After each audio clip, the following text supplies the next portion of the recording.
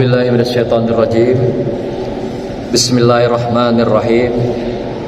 Assalamualaikum warahmatullahi wabarakatuh. Alhamdulillahirabbil alamin wa bihi nasta'in ala umuri dunya waddin. Wassalatu wassalamu ala asrafil anbiya'i wal mursalin sayyidina wa maulana Muhammadin wa ala alihi wa ashabihi ajma'in, amma ba'du. Yang saya muliakan para tuan guru, ustadz, ustazah, demikian juga para khatib, bilal, dan imam. Yang saya muliakan para jamaah pada zuhur, bapak-bapak, ibu-ibu, wabil khusus anak-anakku santri, santriyah yang berbahagia. Kembali kita melakukan tadabbur Quran pada siang ini dengan meneruskan kajian kita, yaitu surah Al-An'am ayat 129. Sebelumnya Ustadz kita telah menyampaikan beberapa pesan dari surah Al-An'am ini pada ayat 128, di mana pada ayat ini Allah memanggil semua makhluk, wabil khusus adalah makhluk jin, tentunya jin-jin yang jahat, yang kerjanya mengganggu, menggoda, dan juga membisikkan hal-hal yang bersifat kemungkaran, kezaliman, agar manusia melakukan hal yang sama dengan mereka, agar kelak mereka juga manusia yang zalim dan mungkar ini akan bersama-sama dengan mereka di neraka jahanam. Nah, pada saat ini Allah kumpulkan mereka dan Allah minta pertanggungjawaban mereka, apa yang telah mereka lakukan terhadap manusia, terutama dalam hal yang berkenaan dengan was-was. Was-was itu adalah godaan, bisikan, dan berbagai pesona-pesona yang diberikan pada manusia dengan janji-janji palsu yang sesaat. Lalu jin diminta pertanggungjawaban oleh Allah di hadapan manusia yang telah mereka goda selama mereka di dunia. Jin berkata kepada Allah, kami melakukan tindakan-tindakan yang menyesatkan itu, kata jin, itu kena kehendak mereka. Kami hanya membisikkan saja.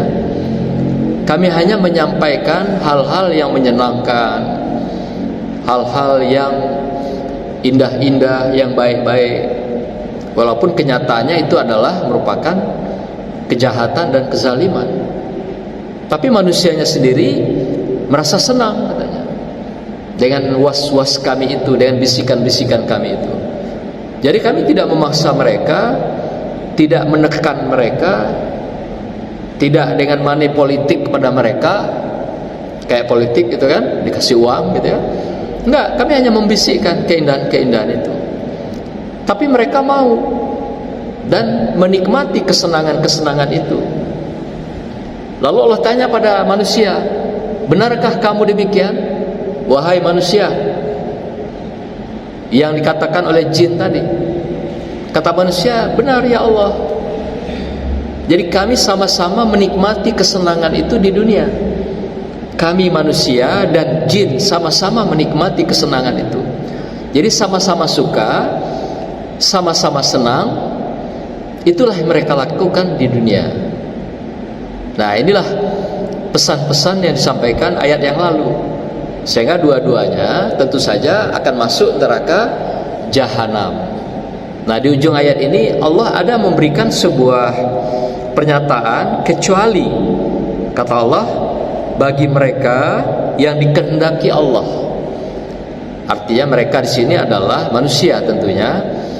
Ada di antaranya mungkin ketika was-was yang disampaikan oleh jin dengan pesona, dengan godaan, dengan provokasi, dengan berbagai bisikan-bisikan itu, ada yang mungkin karena keterpaksaan, ada yang karena juga bukan karena keikhlasan, atau juga karena diajak, karena apakah pertemanan, persahabatan dan sebagainya.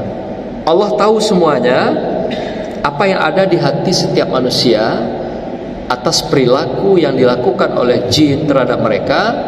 Allah paham, Allah tahu. Maka itu dikatakan oleh Allah pada ujung ayat ini bahwa Allah itu maha bijaksana dan maha mengetahui. Maka itu para mufassirin mengatakan, bagi mereka yang bersahadat, sekalipun mereka masuk neraka jahanam, membersamai jin atau menemani jin nanti neraka jahanam, tapi ketika mereka adalah orang yang bersahadat di hadapan Allah SWT, setelah mereka dicuci, digoreng habis di neraka jahanam itu, insya Allah akan Allah ampuni dan Allah keluarkan dari neraka jahanam ini, kemudian dimasukkan ke surganya Allah. Tapi setelah digoreng habis, setelah disiksa, diazab oleh Allah di neraka jahanam. Nah, inilah realitanya. Kecuali yang tidak pernah bersahadat dan tidak pernah berjanji sahadat dengan Allah Subhanahu wa taala, sebagaimana janji-janji yang telah diucapkan ketika lahir ke dunia. Qalu bala sahidna, ya Allah, kami akan hadir di dunia dengan sahidna, bersahadat kepadamu. Tapi sepanjang hayatnya, sepanjang hidupnya mereka tidak bersahadat. Nah, inilah yang akan kekal selamanya di dalam neraka jahanam, mendampingi jinun-jinun itu dan keluarganya, syaitan dan iblis. Tapi bagi mereka yang bersahadat akan diberikan kesempatan oleh Allah. Dalam hal ini dikatakan kecuali yang Allah kehendaki. Artinya ada juga nanti makhluk-makhluk yang dipilih oleh Allah, utamanya mereka yang bersahadat.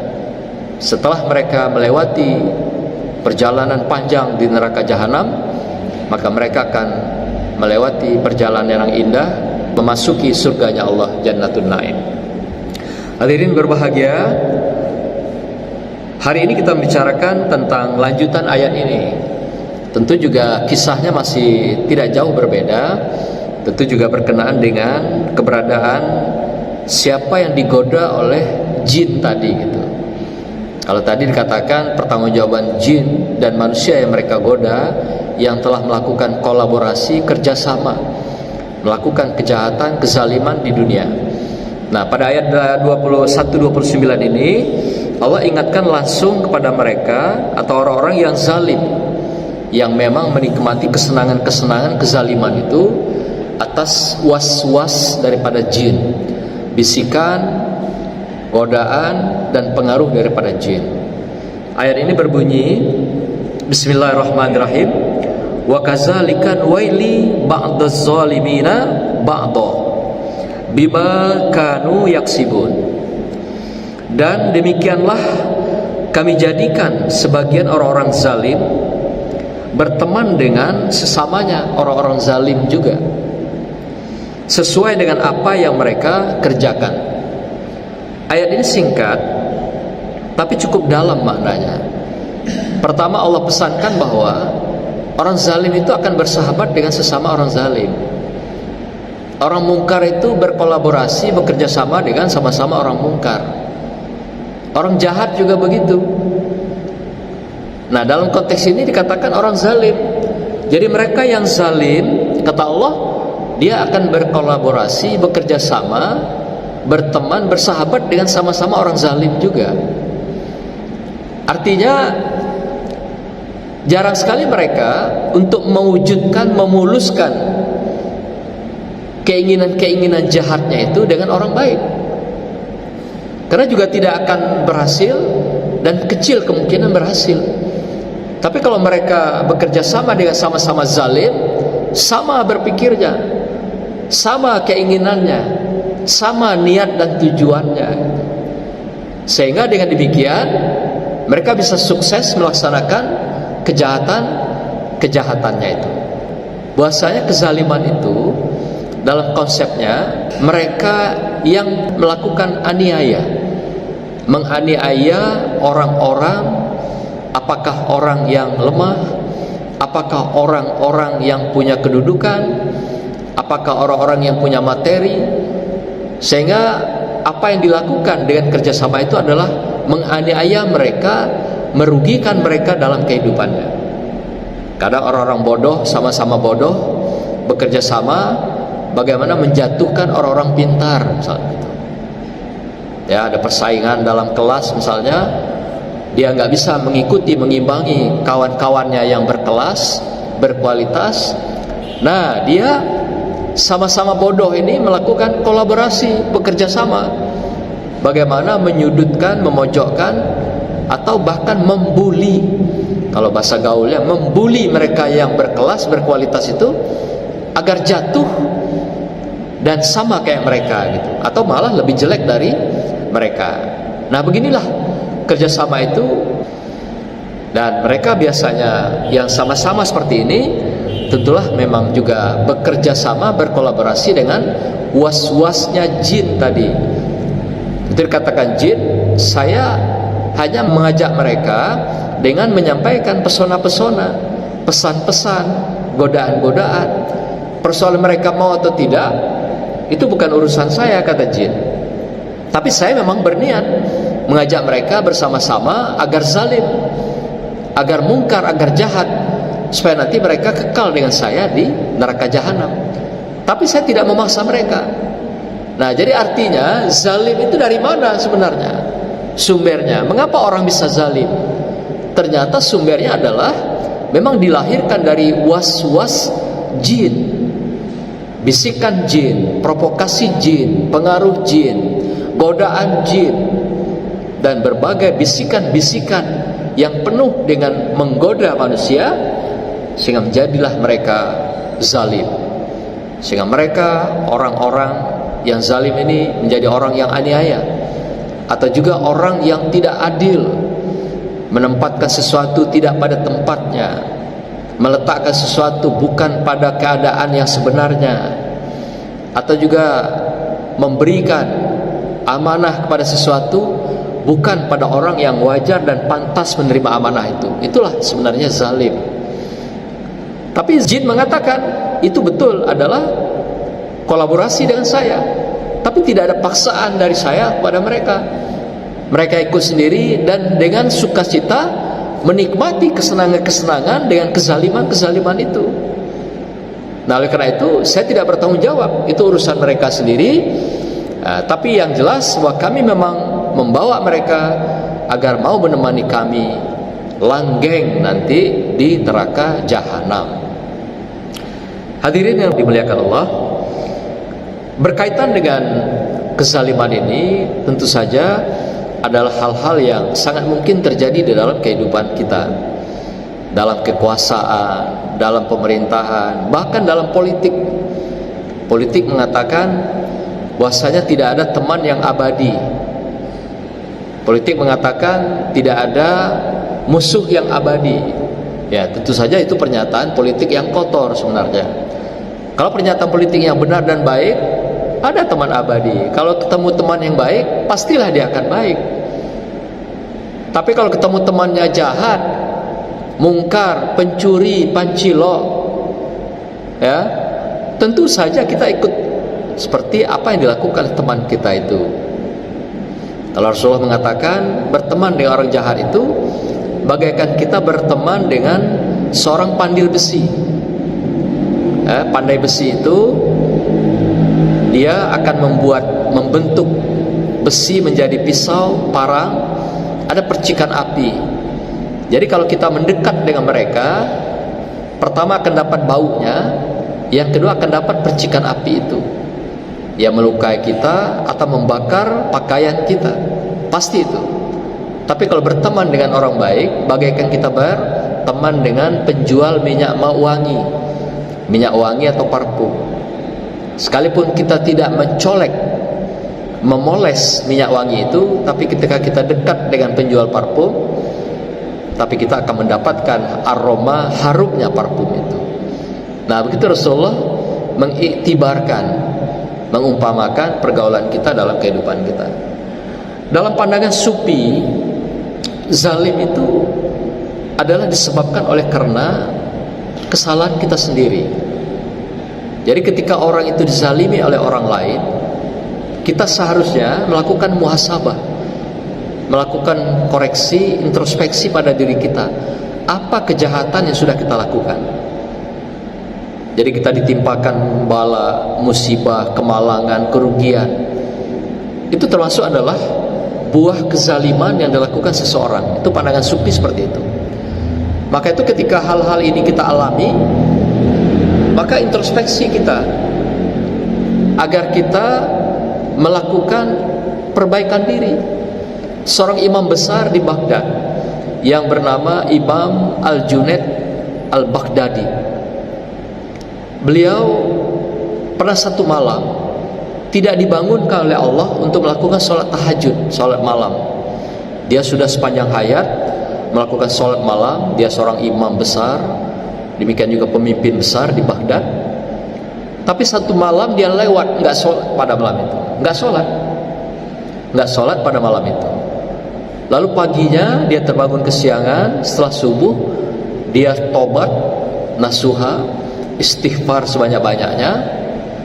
Lalu dia mengingat-ingat apa kesalahan yang sudah dia lakukan kemarin gitu, sehingga dia tidak bangun untuk melaksanakan sholat tahajud.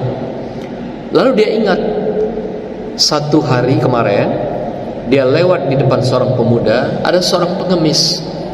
Pengemis itu pemuda yang masih sehat, kemudian fisiknya juga tidak cacat, tapi dia mengemis, meminta-minta kepada orang.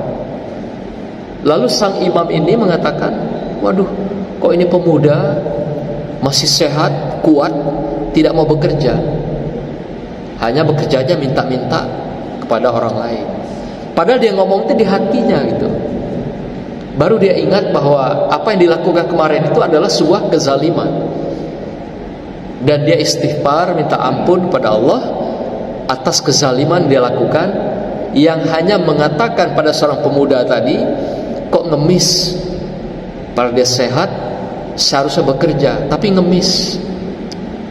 Nah, gara-gara itu dia tidak dibangunkan Allah dari matinya kematiannya. Kan tidur itu kematian. Allah mengembalikan kembali kepada kita ruh kita, dihidupkan kembali sehingga kita dibangunkan untuk bisa sholat tahajud. Dan Allah lewatkan malam itu.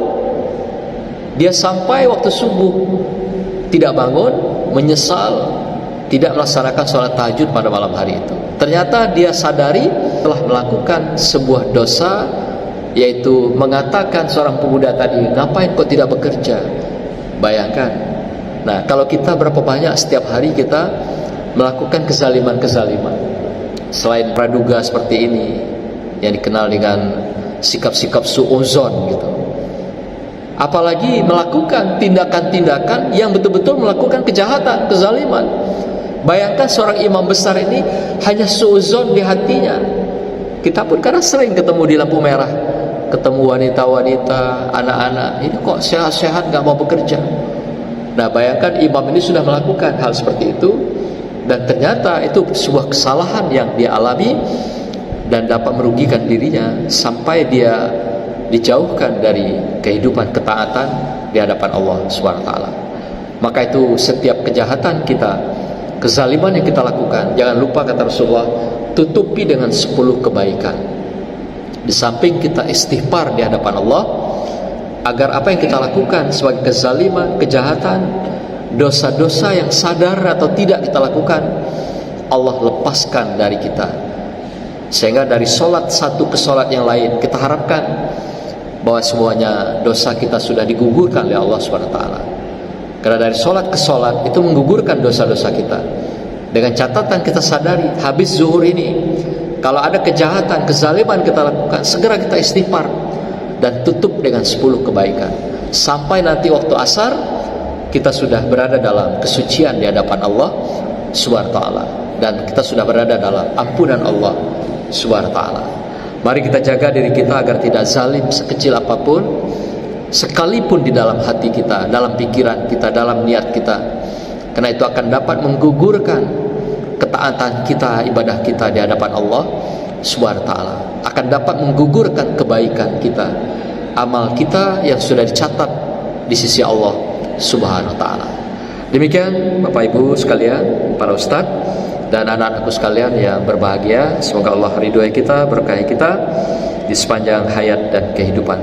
Barakallah. Wassalamualaikum warahmatullahi wabarakatuh.